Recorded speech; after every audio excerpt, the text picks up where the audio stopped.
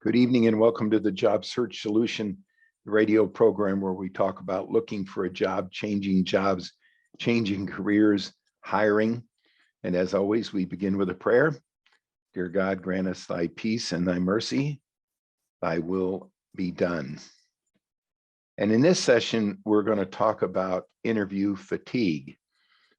Now, in the next session, next week, we're going to talk about interview fatigue on the part of hiring authorities. Today, we're going to talk about interviewing fatigue on the part of candidates. And what brought this to mind was that last evening I was talking to a candidate that has been looking for a job for about 5, maybe 6 months. And now he's gotten to the point where he's just downright mad. He's just furious. He didn't want to fill out our registration form.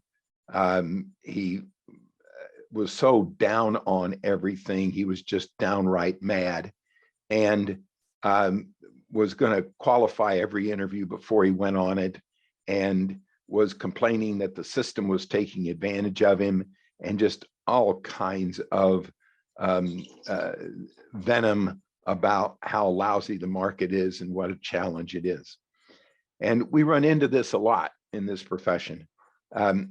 Candidates start out, they go to look for a job. They haven't looked for a job in a long time. And they hear this market is robust. This market's wonderful. It's real easy to find a job in this market. So they would go out thinking, man, I'm going to find a better deal than I had before. The world is so lucky to have me. Somebody's going to be so fortunate to have me. Those last schmucks that I worked for didn't know a good thing when they had it. And so it's not going to be any problem at all. I'm going to show them. So they start looking for a job. And all of those people that told them all along their career, how wonderful they were and how great they were and how much they would donate to a company and how any company would be wonderful to have them. This especially happens with family and close friends. They tell you how wonderful you are, or your company's been telling you or them how wonderful they were all along, all of the years that they've been there, and really stroking their ego. And these folks have been what I call reading their own press clippings. So they think this is going to be an easy deal. Well, they call all those friends and relatives and everybody looking for a job and find out that, well, everybody thinks they're really wonderful, but they don't have an opening, or they don't know of anybody that might need them, and all of a sudden they're about a month or month and a half into this thing, and they've gotten maybe 1 or 2 courtesy interviews, just people that interviewed them just to be nice. You get to about the 3rd month and they find out that looking for a job's really hard and they're going to have to work at it, and it wasn't going to be as easy as they thought it was. Then they get a couple of interviews where nobody knows them. They have to start out at the starting line with every other candidate they're competing with. And then they find out that they're not getting very far in the interviewing process. So then they decide that they ought to spiff their interviewing practices up and work a little harder at it. And then the worst thing that can probably happen is they come in 2nd or 3rd or not at all in an interviewing process or 2. They get told that they're going to get hired, and then they don't. They get told that they're a wonderful candidate, but we're going to hire somebody else. And all of a sudden they hit that 4th or 5th, maybe even 6th month, and they are just beat up.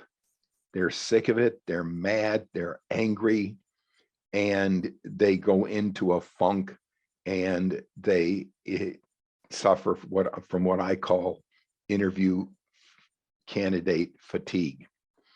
Here's the key. You got to realize when you start looking for a job that you've got to work a process, that the process is not emotional.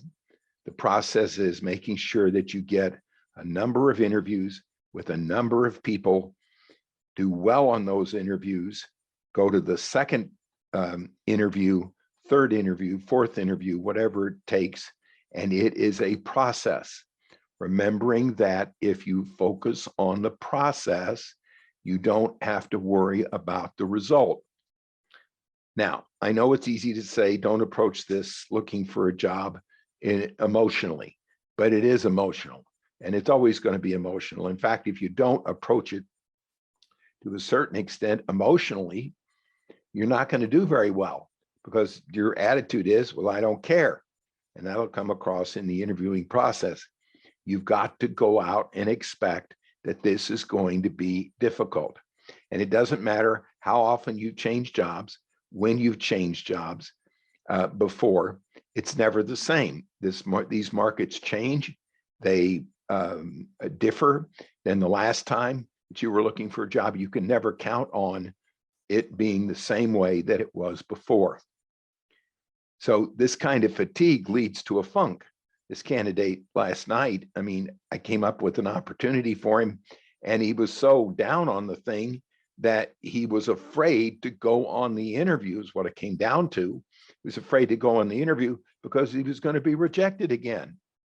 And he even said that, yeah, I'll go to this thing and I have to drive across town and it's going to take me a whole day to prepare and yada, yada. And they're not the kind of company I really want to go to work for. So let me just find something else. Guy hadn't been on an interview in 3 weeks.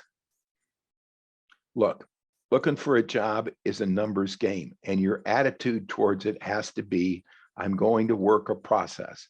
So many calls, so many presentations, so many interviews, so many going back to the second interview, the third interview, the fourth interview.